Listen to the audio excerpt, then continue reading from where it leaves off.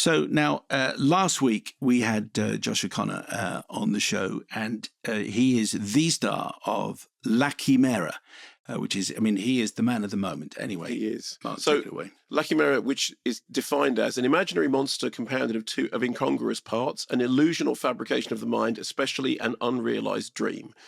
So this is how do we describe this? Magical realist, 80s set, melancholy caper from writer-director Alicia Rohrwacher, who made The Wonders and Happy as Lazaro. Josh O'Connor, who I've loved in everything from Only You to the Crown, who said that he once wrote a letter to the director by writing her name on it and just putting Italy, and was then surprised when it didn't turn up. Yeah. So he's Arthur, British archaeologist with the gift of finding things. He can divine the presence of burial sites. He was once an academic, now he's become a tomb raider, but as you said before, not in the romantic sort of, Indiana Jones, Lara Croft way, but Tombaroli. It's a seedy nighttime affair which sees people digging up graves under cover of darkness, in the shadow of power stations, on the run from the cops, with his fellow Tombaroli. Here's a clip. Look at them. Look at them. What they're doing makes them feel important. They feel like art traffickers, predators. But they're just tiny cogs in the wheel. At our service. One day the rust will eat them away. Nothing will be left.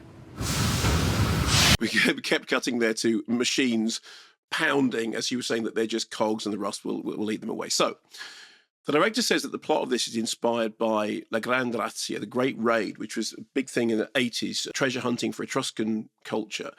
And she said, for 2,000 years, these sacred artifacts had remained intact. They were seen as sacred objects, not things to be sold. Then, all of a sudden, people started looting the tombs and temples. So the Tombaroli were a local phenomenon, but on a wider level, they represent the moment where capitalism becomes a part of us all. And you can read the film in that way.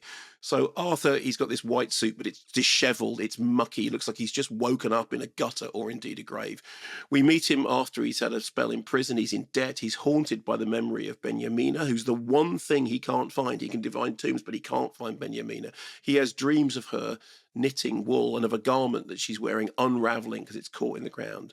Isabella Rossellini is Beniamina's mother, Flora, who has this undying fondness for Arthur, I think because it's a connection to Beniamina. And living in this sort of decrepit house with Italia, who is sort of like an unpaid maid. And at one point, we hear that she was going to be a singing student, but she can't sing. But she too finds a connection with Arthur and his sour, melancholy presence. So the film's got more than a hint of Fellini about it, kind of carnivalesque rogues gallery of faces and the cronies with whom Arthur has fallen into the grave robbing. One of them says at one point, never mind the souls, that the Etruscans left these here for us. This has been waiting 200 years. It's a gift to us. And then there's a lot of Orpheus, in the underworld and the search for Eurydice going on. And then there's the use of music, which is kind of like a kind of Greek choric accompaniment. And then occasionally it's slapstick. There are a couple of chase scenes with the cops in which they speed the film up. So it's got this kind of, Buster Keaton. There's one point when he rushes around to a house to punch somebody. It's slightly too fast. So it's really hard to define. It's all these things. I mean, carnivalesque is one of the words, magical realist, but it is a caper, but a very melancholy caper. And when it played at Cannes, it got a 9-minute standing ovation. I suspect that there will be some people here who will see it and after 9 minutes will think, I've lost patience with this. Where is it all going? Again, Alicia Rohrwacher said in an interview, people will say, I struggle to get into this film, which is fantastic. I'm pleased. We don't need to get inside everything. And I love the fact of a filmmaker making a film that said, yeah, you might find it hard. That's great. Personally, I really loved it, not least because I love Josh O'Connor. And I just think there's something about the way he inhabits this bedraggled, haunted, lost character. I also like the film's irreverence. I like the fact that it is anarchic and unruly, beautifully shot by Hélène Louvard, who's worked with, Wim Wenders and his father, Claire Denis, Sarah Gavron, Eliza Hittman, Leos Carax, and she really gets that kind of mix of the earthy and the ethereal. It's a very hard film to describe, and it is not for everyone. Some people will just roll their eyes and go, I don't get it. But I found myself really enchanted by it, and I love Josh O'Connor.